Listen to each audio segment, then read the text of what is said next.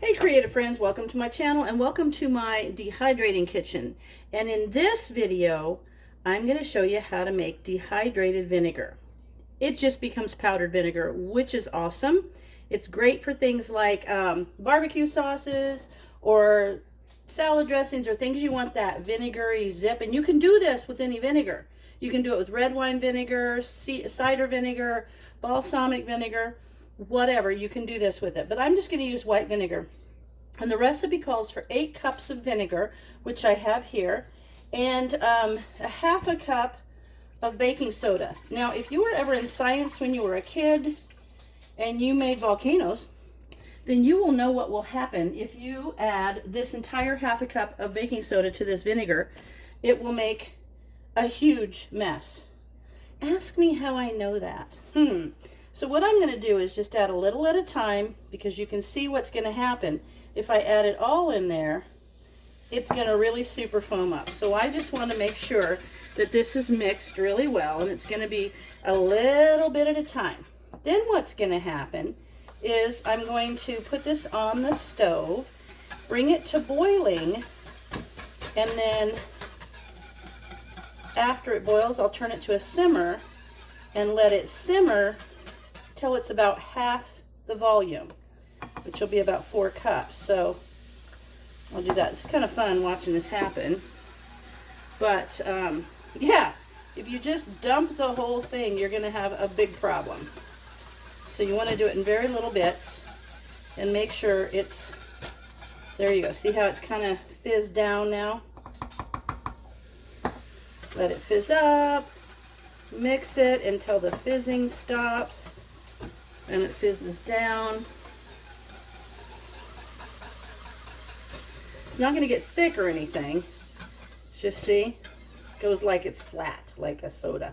And then after you let this go until it's about half the volume, you're going to put it in a low wide container. I like to use this clear, it's a Pyrex pie dish. Don't use something aluminum, but you could use like a pie dish. You could use a 12 by 12 or a 10 by 10 casserole dish. You could put that in there. And then you want to put it in your dehydrator at 135 degrees and let it go usually around, 14, 16, up to maybe even 20 hours. It takes a long time. But the reason you put it on the stove and let it boil down is because it gets rid of a lot of the water that would have to sit there at slow heat and, and boil down and evaporate, which we don't want that to take that long. So this boiling, it will actually cut down considerably on the amount of dehydration time.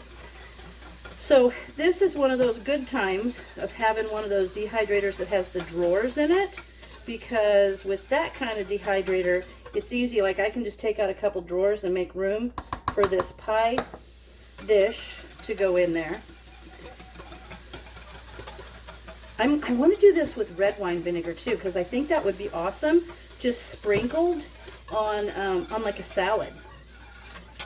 If you had a little red wine vinegar, put a little oil on it, or sprinkle a little red wine vinegar on there, make a really good like vinegar and oil salad dressing. You could mix this in.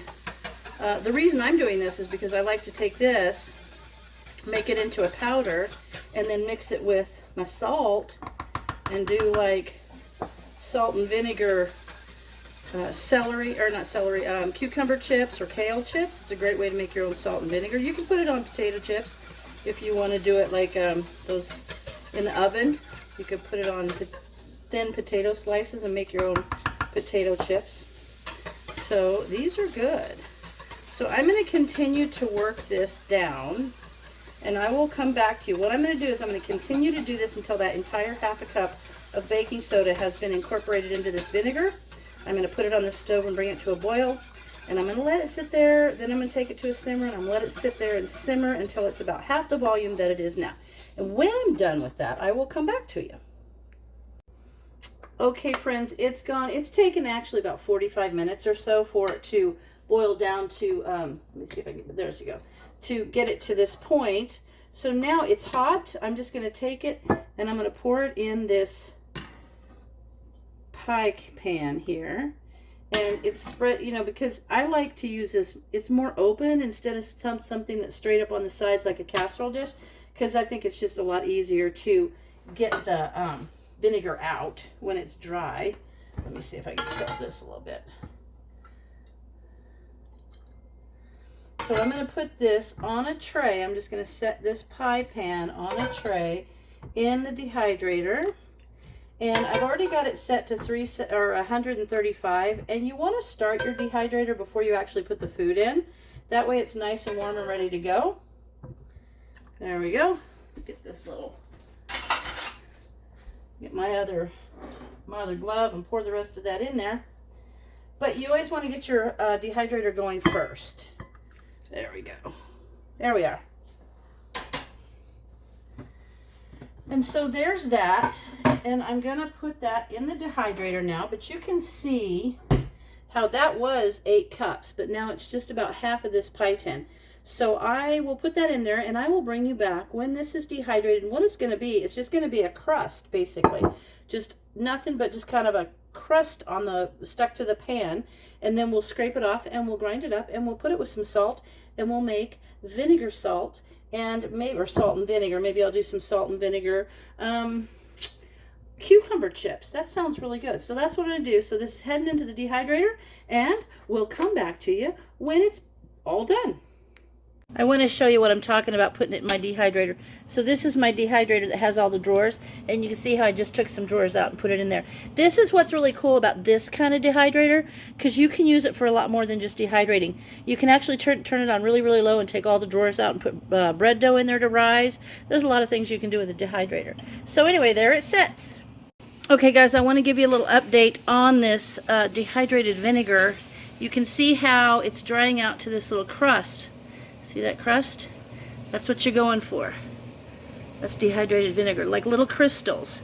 So that's been going pretty much overnight, actually more than about 18 hours. I think it's going to have to go a bit more, and that's probably just because it's really humid right now, so it's taking longer to dehydrate. But there it is in the mid-process, and we're getting there. All right, creative friends, my dehydrated vinegar is done. And actually, I will tell you, I don't think I boiled it down enough, because this took about like a day and a half, so almost 30 hours, but I didn't boil it down. Normally it takes like 18, 20 hours. But anyway, there's what it looks like. Do you see? And I'm going to show you what I do is just take a little cookie cutter and then kind of come off. And this is why, I don't know the scientific reason of why the baking soda's in there, but I'm going to say it's probably so that you can scrape it off, because I've done it without the baking soda and it just becomes like it is on there. You can't get it off. So I'm just going to flake this off the plate, and then I'm just going to keep going through and scraping it up off the plate like that, and then I will put it in my little coffee grinder, which I'll do a little bit of that for you. Tastes like vinegar. Let me put a little bit of that in there for you, but you can see how it's just these flakes like that, see? So I'll put those in there a little bit and give it a quick go over. Oh, I gotta plug this in.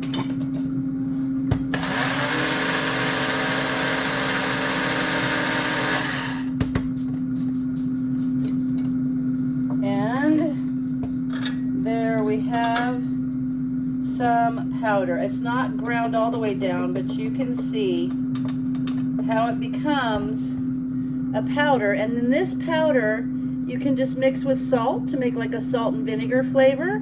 And so I'm going to go ahead and finish that up, and then I'll show you how much this makes. Okay friends, so I ground all of that up and it made about a half a pint, but that's a half a pint that started out as 8 cups of vinegar. And I will tell you, when I taste this straight, I taste the baking soda. But when I mix it with salt, and you can do it like 50-50 or a little bit more of this, a little less salt, a little more salt, a little less of this, that's when I feel like I taste the vinegar in it. But straight this way, I just taste baking soda. But you want to mix it with salt.